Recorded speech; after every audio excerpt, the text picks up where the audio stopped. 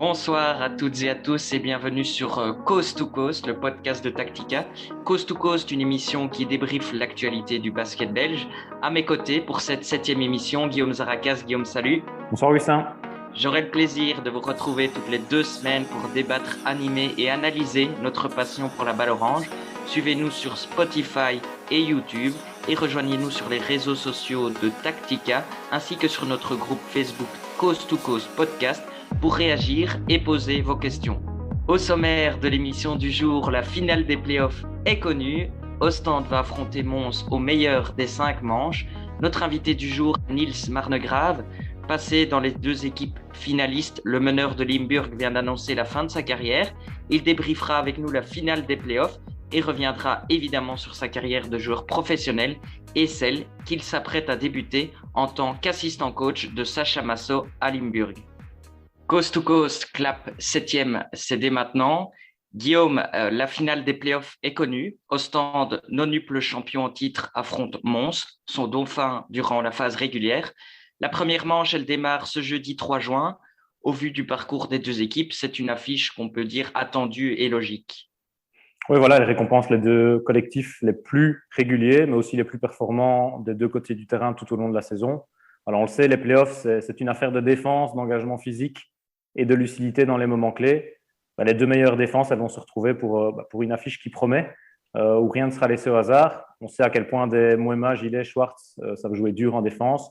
Du côté montois, Durham, Barnes et Smith, pour ne citer qu'eux, sauront donner du répondant et montrer aux ailiers qu'ils savent répondre dans l'adversité, dominer aussi les débats physiquement, comme ils l'ont fait contre Anvers, qui est une équipe assez physique. Mons a une arme fatale, je pense, pour dominer dans la raquette, en la personne de Spencer. Là où Ostende a, lui, son expérience des titres pour déceler les failles montoises. Je pense que ces finales vaudront le détour, qu'elles auront leur lot de suspense, peut-être plus que ce qu'on a pu avoir au cours des dernières années. Et donc, voilà, il ne faudra pas manquer ces finales où le suspense est de mise. 2 équipes d'ailleurs que notre invité du jour connaît bien. Niels Marnegrave, qui vient d'annoncer la fin de sa carrière du haut de ses 33 ans, est passé par Mons et Ostende notamment pendant quelques années. Niels, salut. Bonjour. Merci d'être avec nous ce soir. Alors, première question. Au terme d'un excellent parcours en éliminant Alost, vous avez été sorti par Ostende en demi-finale des playoffs. Ostende était-il trop fort pour Limburg? Trop fort, en tout cas sur le premier match. Après, je pense que c'est dommage de notre part, le deuxième match, de ne pas avoir été au complet, de ne pas avoir plus rivalisé que ça durant le deuxième match, voilà, avec notre meilleur marqueur qui était absent dû au Covid, un de nos pivots aussi. Donc voilà, déjà avec l'équipe au complète, Ostende était favori. Mais c'est clair que déjà diminué, ça allait être encore plus dur. Maintenant, avec l'élimination contre Alos, voilà, on était un des objectifs était atteint, atteindre cette demi-finale. Et bon, après, en tombant contre Ostende, on savait que ça allait être difficile, que c'est les favoris, mais on aurait aimé, voilà, au moins sur ce deuxième match, jouer plus crânement notre chance.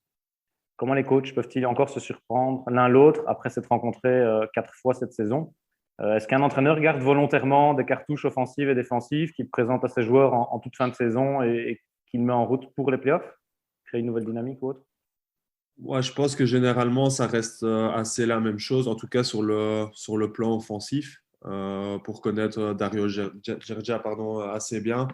Il a beaucoup de phases, en tout cas en attaque. Je pense que c'est dans les 25 à 30 phases, mais à chaque match, il sélectionne, je vais dire, entre 5 et 8 attaques qui vont plus jouer en fonction de l'équipe adverse et en fonction de leur défense. On sait que voilà, Mons est adepte de jouer un peu cette défense qu'on appelle blue, donc c'est-à-dire qu'ils empêchent les joueurs de prendre l'écran. Donc peut-être que le coach de stand va adapter ses attaques en fonction de ça, avoir une autre option. Maintenant, ces 2 coachs, je pense, assez rigoureux. Quand on voit sur la saison, il n'y a pas eu beaucoup de nouvelles phases, que ce soit à Mons ou à Ostende. Donc je pense que sur le plan offensif, ça va rester assez la même chose. Maintenant, sur le plan défensif, je pense que si Mons veut avoir une chance et veut peut-être surprendre, je pense que peut-être le coach Bosnich va peut-être tenter quelque chose durant ces finales, peut-être une défense de zone ou changer un peu sa défense qu'il est habitué à jouer sur les ball screens. Dario Gergia, il a pointé du doigt un peu le manque de constance de ses joueurs sur 40 minutes à plusieurs reprises. Lors des 2 manches contre le Spirou, ils ont connu un passage creux. Vous avez eu droit à votre lot de moments forts. Vous avez su faire douter le champion en titre malgré de nombreuses absences. Est-ce que cette équipe d'Ostende est la moins dominante des dernières années? Est-ce que voilà, cet éternel recommencement de cycle de formation est plus marqué cette saison? Voilà, les jeunes Boy Scouts Van der Wurf, ils ont énormément de responsabilités. Est-ce que pour toi, Ostende est peut-être un peu plus prenable ou pas? Un peu plus prenable que les autres années, oui et non, parce que oui, ils ont eu peut-être un peu plus de défaites que les autres années, mais je pense qu'au final, ils sont quand même dans la continuité. Alors c'est vrai, oui, ils ont des passages à vide, mais quand on regarde par rapport aux autres équipes, tout le monde en a durant des matchs. Je pense que c'est tout à fait normal.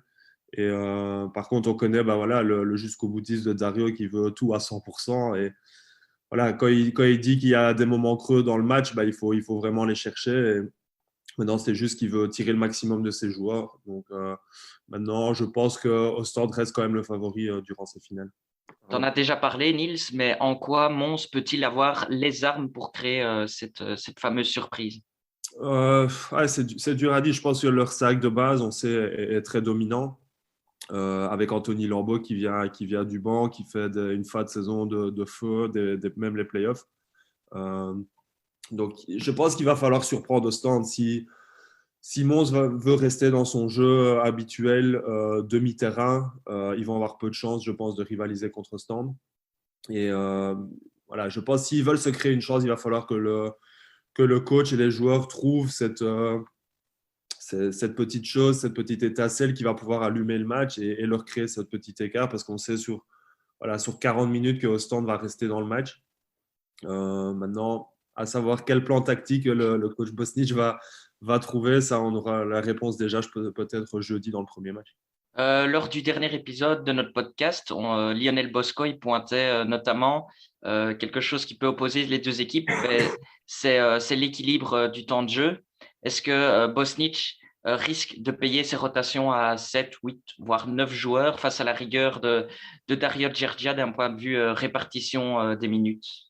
Oui, je pense que ça va être un gros point durant ces finales. On sait que Mons, on l'a encore vu durant les demi-finales, ils font pas beaucoup de rotation, même s'il y a des gars comme Mortan qui viennent du banc, qui peuvent amener de l'énergie, Mitongo, Van Caneghem qui arrivent et qui jouent très très dur, mais voilà, leur temps de jeu est limité. Ils ont beaucoup de joueurs qui jouent des fois 35 minutes par match.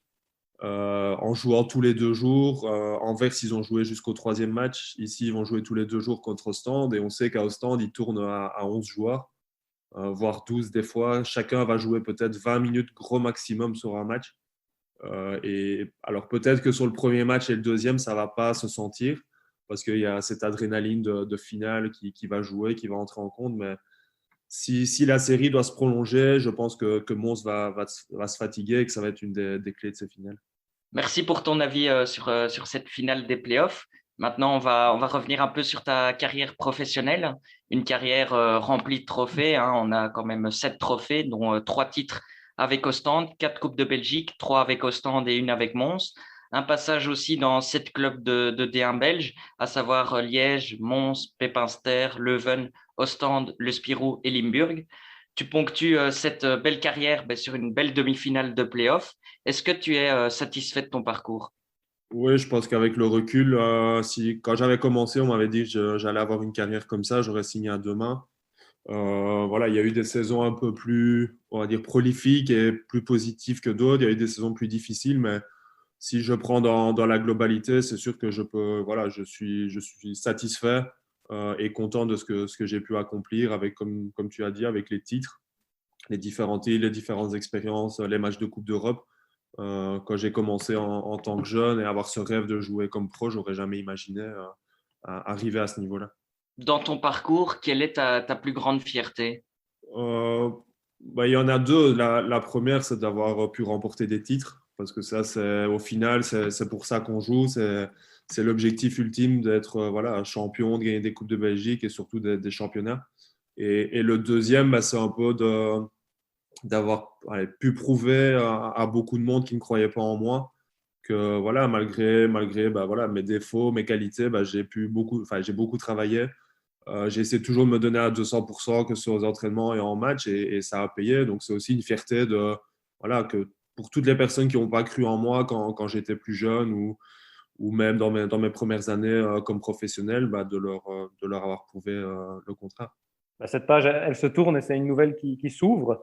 Lors de ta dernière sortie sous la vareuse limbourgeoise, tu as montré que tu avais encore des choses à revendiquer en D1. Alors, est-ce que tu peux nous expliquer pourquoi cette décision, pourquoi maintenant? Oui, c'est un peu un concours de circonstances. Donc, il y a d'abord eu, Limbourg m'avait signifié qu'il ne voulait pas me garder comme joueur l'année prochaine. Donc voilà, au départ, moi je voulais rester parce que je me sentais bien dans ce club, ça tournait bien avec l'équipe, avec les dirigeants. Donc voilà, c'était un choix sportif de leur part. Puis on a commencé avec mon agent à un peu faire le tour, regarder peut-être les équipes intéressées. Au début, pas grand monde ne s'intéressait ou ne faisait de propositions. Et en fait, j'ai eu quasi je vais dire à 3 heures de décalage, une proposition de Liège pour être comme joueur et la proposition de Limbourg pour être assistant. Donc voilà, ils m'ont proposé, ils m'ont dit voilà, avec le coach Christophe Mikils qui partait à Malines, une place se libérait, que ils avaient toujours vu en moi comme meneur de jeu quelqu'un qui pouvait peut-être devenir coach et voir si j'avais l'ambition de peut-être devenir coach un jour. Et comme ça a toujours été dans un coin de ma tête depuis le début, pas le début de ma carrière, mais au milieu, que peut-être après ma carrière de joueur, j'aurais bien aimé devenir coach. Voilà, j'ai commencé à y réfléchir. Je trouvais que le challenge et le plan sportif du club et les ambitions étaient super pour moi pour commencer, pour un jeune coach, on va dire, ou avoir directement un poste d'assistant et une équipe de jeunes, c'est le plan parfait, on va dire. Et donc, voilà, j'ai posé le pour et le contre et je pensais que voilà, l'option de Limbourg était plus intéressante pour moi et mon futur. Cette fibre du coaching, tu dois l'avoir dans le sang quand on connaît le parcours de ton paternel. Qu'est-ce qui figure au programme de ton premier été sans réelles obligations strictes de maintien de conditions physiques pour un joueur professionnel? Beaucoup d'apprentissage, du repos, des heures de réunion avec le coaching staff en place pour élaborer l'effectif, affiner la stratégie. Voilà, qu'est-ce qui est prévu?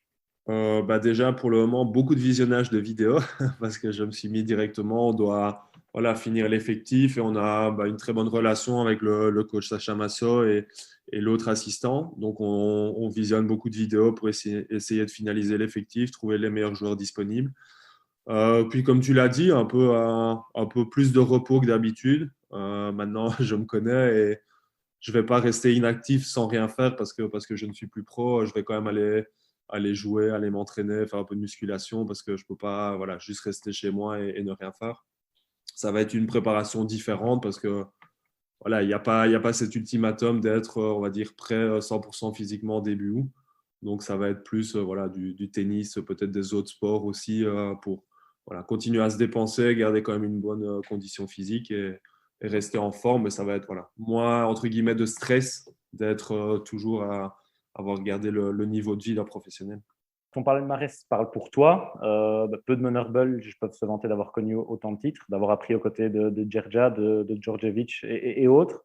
Est-ce que ce parcours, il peut t'aider dans ce rôle de coach que tu vas prendre maintenant, t'investir dans la progression des jeunes, donner d'autres options de lecture de jeu à des joueurs pro? Chaque étape de ma carrière m'a aidé parce que quand j'ai commencé à Mons, je jouais en première régionale aussi, avec la deuxième équipe à ce moment-là. Et ici, je vais avoir une équipe de première régionale, donc flamande.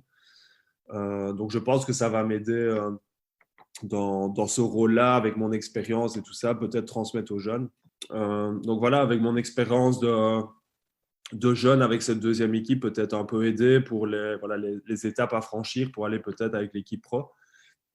Et puis, chaque club et chaque année en Division 1 m'a apporté quelque chose parce que j'ai côtoyé des joueurs différents, des meneurs différents, des coachs différents. Et donc, c'est sûr que j'ai essayé de prendre un peu l'expérience que chacun pouvait m'apporter.